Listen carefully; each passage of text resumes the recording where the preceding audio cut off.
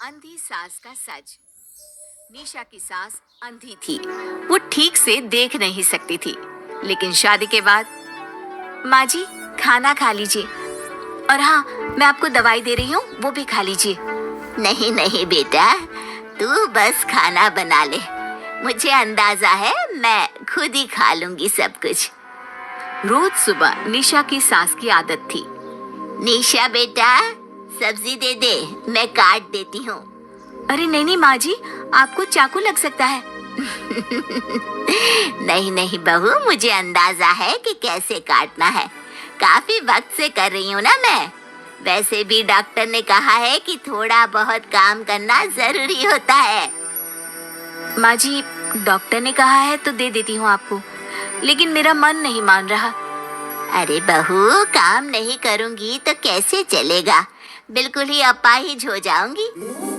निशा सास को वो जो काम बोलती वो करने दे देती है। एक दिन निशा की सहेली का फोन आता है। सास सुन रही होती है कि वो किसी से बात कर रही है। क्या हो गया रमा? हमेशा परेशान से ही क्यों रहती हो? आ जाओ ना कभी मेरे घर पर। अरे नहीं रे, तुझे परेशान नहीं करना चाहती हूँ। मैं जानती हूँ तेरी सास अंधी है। अरे कैसे मैनेज करती होगी तू अकेले? मेरे घर में मेरी सास कोई काम नहीं करती। मैंने तो इनको साफ कह दिया है कि काम करेंगी तो ठीक है, नहीं तो इन्हें वृद्धाश्रम छोड़ आऊंगी। निशा की सास सहेली की बात सुनकर डर जाती है। वो बिना निशा का जवाब सुने वहां से चली जाती है। सास के जाने के बाद निशा कहती है, अरे नहीं नहीं, मेरी सास तो पूरा काम करती है। वो सब्जी काट देती है तो मैं छोंक देती हूँ, वो आटा गूंथ देती है तो मैं रोटी बना देती हूँ। अरे माँ जी तो झाड़ू भी इतना अच्छा लगाती है कि किसी को लगे ही नहीं कि किसी अंधे इंसान ने झाड़ू लगाया होगा। तू तो किस्मत वाली है। अरे मेरी सास के तो सारे अंग ठीक होने के बाद भी मगरमच्छ की तरह पसरी रहती है, सारा दिन सारी रात। अरे पता नहीं बुढ़िया को इतनी नींद आती भी कैसे है। खैर, वक्त बीतता है और एक दिन निशा मोहल्ले में पति के साथ जा रही होती है कि सास की सहेली मिल जाती है। अरे आंटी, कैसी हैं आप? कहाँ जा रही हैं? तुम लोगों के घर ही जा रही हूँ बेटा। तेरी माँ ने बुलाया है, कह रही थी बहुत जरूरी काम है। वैसे तुम लोग कहाँ जा रहे हो? हम मेरे मायके जा रहे हैं। अच्छा, आप मम्मी जी के पास रहेंगी तो हम लोगों को कोई चिंता भी नहीं होगी। बेटा बहू चले जाते हैं। सहेली निशा के घर में जैसे ही घुसती है, उसकी सास कहती है, आ गई रीना। जब से अंधी हो गई हूँ तू तो आती ही नहीं घर। अरे क्या बताऊं सीमा, तेरा तो मुझे कुछ समझ में ही नहीं आया। अरे जैसे ही बेटी की शादी हुई उधर तू अंधी हो गई। कैसे, मतलब समझ में नहीं आया। सास जोर जोर से हंसती है। अरे पागल हो गई है क्या? किसी अच्छे डॉक्टर को दिखाना, ठीक हो जाएगी। मन नहीं करता क्या दुनिया देखने का? कल को पोता पोती होंगे, उन्हें कौन खिलाएगा? तेरी भी तो बहू आई है, तेरे भी तो बेटे को बच्चा हुआ, कितना खिला लिया तूने। अरे हमारी तो किस्मत ही फूटी थी। लड़की की पहले दिन से ही डिमांड थी कि सास ससुर के साथ नहीं रहना, चाहे जो हो जाए। अब बोल क्या करती मैं। फिर क्या कर लिया तूने? दोनों आंखें होने के बाद भी परेशान ही है ना? हाँ, पर चल कम से कम दुनिया देख तो रही हूँ ना, तेरी तरह अंधी तो नहीं हो गई। निशा की सास शांत हो जाती है। उनकी आंख से आंसू गिरने लगते हैं। अरे अरे रो मत, क्यों रो रही है? वैसे भी दुनिया में ऐसा कुछ नहीं है कि जो देखा जाए। चालाक बहुएं और ऊपर से वो बेटे जिन्हें बचपन से सीने से चिपका कर पाला, वो भी बीवियों के कहने पर माँ से लड़ पड़ते हैं।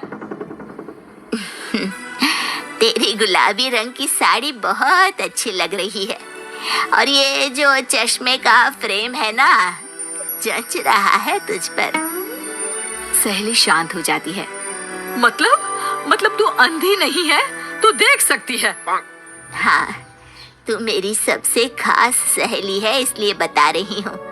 मैं ठीक हूँ, बिल्कुल ठीक। अरे तो फिर अंधी होने का नाटक क्यों कर रही है? दुनिया देख ली है मैंने।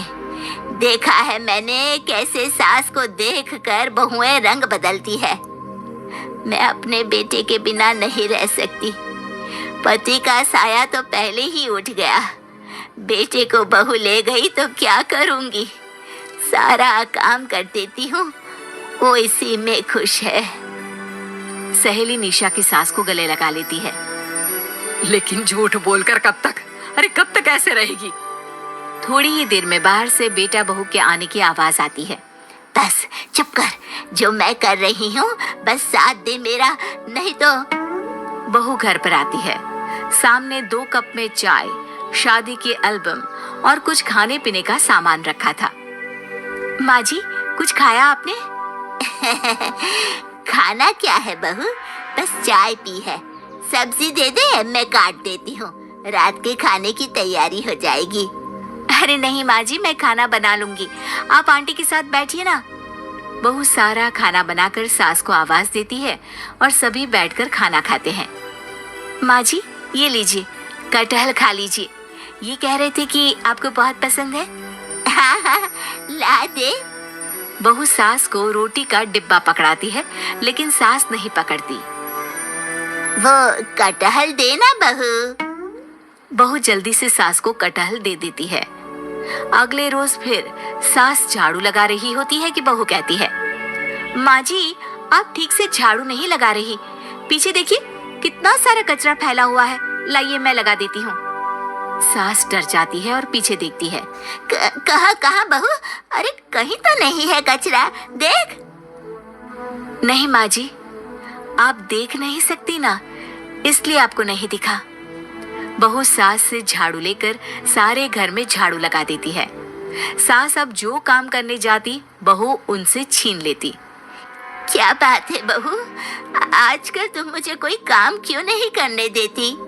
माँ जी, काम ही क्या है, हम 3 लोगों के लिए खाना और 2 कमरे की घर की सफाई, ये तो मैं आसानी से कर सकती हूँ। सास को समझ में नहीं आता कि आखिर बहू ऐसा क्यों बोल रही है। वो कुछ दिनों तक सब देखती है और फिर एक दिन बहू की सहेली आती है। अरे रमा, क्या बात है, कैसे आना हुआ? बैठ, मैं चाय लाती हूँ। अरे नहीं नहीं निशा, तू सहेली से बात कर, मैं ले आती हूँ चाय। वाह, क्या बात है, तेरी सास को आंख से दिख भी नहीं रहा, लेकिन चाय बनाने को तैयार। और एक मेरी वाली है, हाथ पैर हिलाने की भी पैसे लेती है। वैसे यार आज मैं रिलैक्स हूँ, छोड़ आई मैं उन्हें वृद्धाश्रम।